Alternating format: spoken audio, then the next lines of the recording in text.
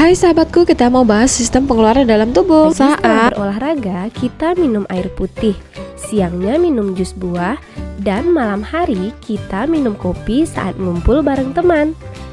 Nah, jika semua minuman tersebut masuk ke tubuh kita dan tidak ada yang mengaturnya, maka metabolisme tubuh kita menjadi kacau, sehingga banyak penyakit yang akan bermunculan. Untuk mencegah hal tersebut terjadi, kira-kira apa ya yang dilakukan oleh tubuh kita?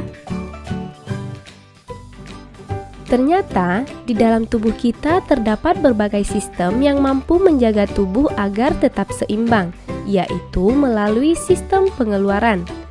Sistem pengeluaran dalam tubuh kita terbagi 3. Ada defekasi, yaitu proses pengeluaran sisa-sisa pencernaan, seperti feses. Sistem sekresi, mengeluarkan sisa-sisa metabolisme yang masih berguna bagi tubuh, contohnya hormon dan enzim. Dan sistem ekskresi, yaitu pengeluaran sisa metabolisme yang sudah tidak berguna bagi tubuh, seperti urin, keringat, cairan empedu. Nah, di video kali ini kita akan fokus membahas sistem ekskresi manusia. Biar kita makin tahu tentang sistem ini, tonton videonya sampai selesai ya. Dalam kehidupan sehari-hari, kita akan mengalami sistem ekskresi seperti berikut. Kacamata berembun saat kita bernafas, sering buang air kecil saat cuaca dingin, atau tubuh kita berkeringat saat cuaca panas. Gejala ekskresi yang kita alami tadi adalah hal yang wajar, karena sistem ini berguna untuk menurunkan kadar zat produk metabolisme, melindungi sel-sel tubuh dari makanan bersifat racun, menjaga keseimbangan cairan tubuh atau homeostatis, dan membantu mempertahankan suhu tubuh.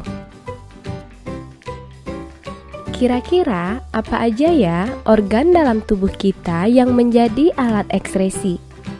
Nah, ada 4 organ ekskresi, yaitu ginjal, kulit, hati, dan paru-paru. Mari kita bahas satu persatu. Kita mulai dari ginjal. Tubuh kita memiliki 2 ginjal yang bentuknya seperti kacang merah. Ginjal ini terletak di bagian kanan dan kiri tulang pinggang di dalam rongga perut. Dan letak ginjal kanan lebih rendah dari ginjal kiri, karena ginjal kanan harus berbagi tempat dengan hati di bagian atasnya. Dan seperti inilah posisi ginjal yang terhubung dengan organ lainnya di dalam tubuh. Ginjal terhubung dengan saluran urin atau ureter, kemudian ada kantong kemih dan saluran akhir atau uretra. Struktur penyusun ginjal terdiri dari korteks, medula, kaliks, kapsul fibrous, pelvis renalis, dan ureter. Ginjal tersambung langsung dengan pembuluh vena dan arteri. Secara umum, ginjal dibagi menjadi 3 bagian utama, yaitu korteks yang di dalamnya terdapat nefron, medula terdiri dari tubulus contortus dan collectivus, dan pelvis renalis. Tahukah teman-teman, pada 1 unit ginjal manusia terdapat 1 juta nefron. Nefron merupakan unit fungsional dan struktural terkecil dalam sistem ekskresi pada ginjal. Setiap nefron terdiri atas badan Malpighi dan saluran nefron. Badan Malpighi mengandung glomerulus yang diselubungi oleh kapsul Bowman. Glomerulus bentuknya seperti anyaman pembuluh darah untuk menyaring darah. Kemudian, saluran nefron terdiri dari tubulus proksimal, lengkung Henle, dan tubulus distal. Juga ada pembuluh-pembuluh darah yang disebut tubulus collectivus. Nah, teman-teman, berikut catatan struktur penyusun nefron. Ginjal memiliki beberapa fungsi, yaitu menjaga keseimbangan air dalam tubuh dengan mengatur volume plasma darah dan air, membuang sisa metabolisme seperti urea, kreatinin, kreatin, dan zat lain yang bersifat racun. Mengatur kandungan elektrolit dengan menyaring zat-zat kimia yang masih berguna bagi tubuh dan mengembalikannya ke saluran peredaran darah. Menjaga tekanan osmosis dengan cara mengatur ekskresi garam-garam. Menjaga asam basa cairan darah dengan mengekskresikan urin yang bersifat basa atau asam, dan menghasilkan zat eritropoietin dan kalsitriol. Sebagai organ ekskresi, ginjal berfungsi untuk menghasilkan urin. Urin dibentuk dengan 3 tahapan, yaitu filtrasi terjadi di glomerulus, reabsorpsi di tubulus proksimal, dan augmentasi di tubulus distal. Kemudian, hasil-hasil ekskresi akan dikumpulkan di tubulus kolektivus. Pembentukan urin di ginjal diawali dengan proses penyaringan zat sisa beracun atau filtrasi. Proses ini menghasilkan urin primer yang mengandung glukosa, asam amino, air, dan garam mineral. Kemudian terjadi proses reabsorpsi atau penyerapan kembali zat-zat yang masih diperlukan tubuh seperti air, glukosa, asam amino, ion natrium, kalium, kalsium, dan klorida. Proses ini menghasilkan urin sekunder. Selanjutnya, zat-zat akan mengalami augmentasi, yaitu proses penambahan zat yang tidak diperlukan oleh tubuh ke dalam tubulus contortus distal. Proses ini menghasilkan urin sesungguhnya yang mengandung air, urea, asam urat, kreatinin, kreatin, garam mineral, serta zat warna empedu. Setelah urin dibentuk, urin akan ditampung sementara di pelvis renalis, kemudian dialirkan ke ureter dan disimpan sementara di kantung kemih. Jika di dalam kantung kemih tersimpan urin sekitar 200-300 ml, akan timbul refleks rasa ingin buang air kecil. Urin pun dikeluarkan dari tubuh melalui uretra. Jadi, proses pengeluaran urin dimulai dari ginjal, ureter, kantung kemih, dan uretra. Volume urin yang dikeluarkan setiap orang dalam sehari berbeda-beda. Faktor-faktor yang mempengaruhi produksi urin diantaranya hormon antidiuretik, usia, suhu atau cuaca, kondisi kesehatan, gaya hidup dan aktivitas, serta jumlah air yang diminum. Nah, sampai di sini teman-teman bisa paham ya tentang organ ekskresi ginjal. Organ berikutnya, kulit. Kulit merupakan lapisan terluar yang membungkus seluruh permukaan tubuh manusia. Sebagian besar kulit ditumbuhi oleh rambut. Kulit pada tubuh kita terdiri dari bagian permukaan dan beberapa lapisan. Pada bagian permukaan kulit terdapat rambut, keringat, dan pori-pori. Lapisan penyusun kulit terdiri dari lapisan kulit ari atau epidermis, lapisan kulit jangat atau dermis, terdapat kelenjar minyak, kelenjar keringat, akar rambut, pembuluh darah, dan saraf. Kemudian, lapisan hipodermis yang terdapat jaringan lemak sebagai cadangan makanan dan pengatur suhu tubuh.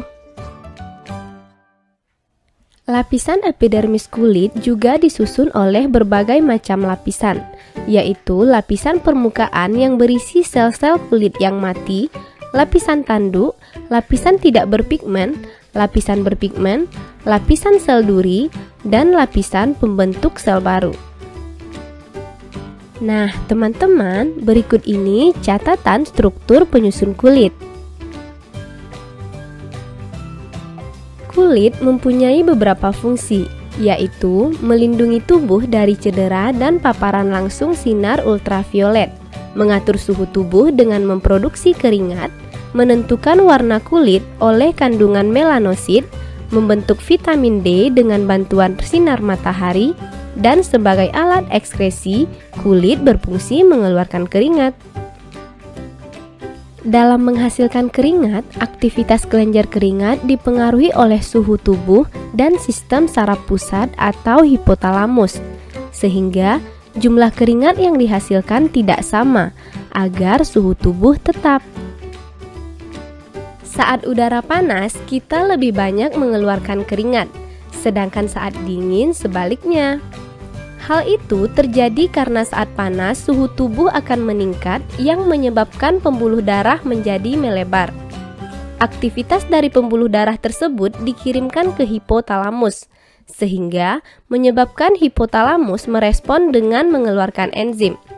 Enzim ini akan memberi respon pada kelenjar keringat agar mengambil zat garam dan sisa metabolisme dari pembuluh darah. Kemudian, kulit akan membuka pori-pori sehingga dihasilkanlah keringat.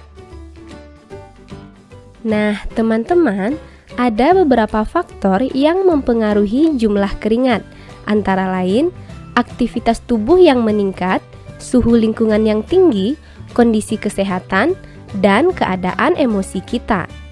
Gimana? Teman-teman bisa paham ya? Alat ekskresi berikutnya, hati. Tahukah teman-teman, hati merupakan organ bagian dalam manusia yang berukuran paling besar. Beratnya sekitar 1,5 kg atau sekitar 3-5% dari berat badan kita. Hati berada di bagian atas sebelah kanan abdomen dan di bawah tulang rusuk. Hati dalam tubuh kita terdiri dari dua lobus utama, yaitu lobus kiri dan kanan. Kemudian, ada kantong empedu pada bagian bawah lobus yang terhubung dengan saluran empedu. Setiap lobus terdiri atas banyak lobulus. Lobulus merupakan unsur terkecil yang menyusun hati. Struktur lobulus berbentuk segi enam dengan panjang kurang lebih 1 mm. Bagian luar hati dilindungi oleh kapsula hepatika. Dalam jaringan hati terdapat beberapa pembuluh darah, yaitu arteri hepatika dan vena porta hepatika. Jaringan hati tersusun atas sel-sel hepatosit. Antar lapisan hepatosit dipisahkan oleh lakuna, sedangkan antara hepatosit satu dengan hepatosit yang lain dipisahkan oleh kanalikuli. Hati memiliki beberapa fungsi, di antaranya tempat untuk menyimpan energi dalam bentuk glikogen, menyimpan persediaan vitamin A, B, D, E, dan K, menghasilkan zat kimia yang diperlukan tubuh seperti albumin, globulin, fibrinogen, dan protrombin, membersihkan zat-zat racun dari aliran darah, dan mengekskresikan cairan empedu. Sebagai organ ekskresi, hati mampu memproduksi cairan empedu secara terus-menerus. Cairan empedu berasal dari penghancuran hemoglobin yang sudah tua. Hemoglobin ini akan diuraikan menjadi hemin, zat besi, dan globin. Zat besi dan globin akan disimpan di dalam hati, lalu dikirim ke sumsum tulang merah. Sementara itu, hemin akan dirombak menjadi bilirubin dan biliverdin. Bilirubin dan biliverdin ini merupakan zat warna bagi empedu dan mengandung warna hijau biru. Zat warna tersebut di dalam usus akan mengalami oksidasi menjadi urobilin. Urobilin lalu diekskresikan di dalam tubuh serta memberi warna kekuningan pada feses dan urin. Nah, teman-teman, setiap harinya hati mampu mengekskresikan cairan empedu sebanyak 800 sampai 1000 ml. Cairan empedu mengandung air, asam empedu, garam empedu, kolesterol, fosfolipid atau lecitin, zat warna empedu atau pigmen bilirubin dan biliverdin, serta beberapa ion. Cairan empedu berguna untuk mencerna dan mengemulsikan lemak dalam usus, mengaktifkan lipase, mengubah zat yang tidak larut menjadi zat yang larut dalam air, dan membentuk urea dan amonia. Begitulah cara hati bekerja sebagai organ ekskresi. Dan alat ekskresi yang terakhir adalah paru-paru. Tubuh kita memiliki sepasang paru-paru yang terletak di dalam rongga dada. Paru-paru terdiri dari trakea, bronkus, bronkiolus, dan alveolus. Sebagai alat ekskresi, paru-paru berfungsi mengeluarkan uap air atau H2O dan CO2. CO2 dan H2O dari hasil metabolisme diangkut oleh darah ke paru-paru, kemudian dibuang dengan cara difusi di alveolus, lalu dikeluarkan melalui lubang hidung. Oke teman-teman, demikianlah cara kerja alat-alat ekskresi dalam tubuh kita. Bisa difahami ya? Jika organ ekskresi tidak berjalan sebagaimana mestinya, maka akan terjadi gangguan dalam tubuh kita.